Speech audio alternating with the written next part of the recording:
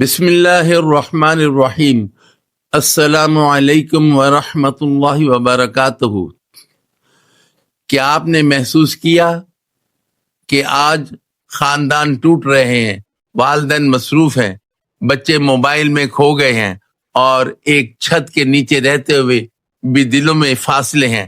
اسلام میں خاندان کو بہت اہمیت دی گئی ہے۔ قرآن کہتا ہے رشتہ داروں سے تعلق جوڑو۔ نبی کریم صلی اللہ علیہ وسلم نے فرمایا جو رشتہ داروں سے تعلق جوڑے گا اللہ اس سے تعلق جوڑے گا۔ لیکن آج ہم اپنی فیملی کے ساتھ گزارنے کے بجائے سکرین کے ساتھ وقت گزارتے ہیں۔ نتیجہ محبت ختم، اعتماد ختم اور ایک دوسرے سے دوری۔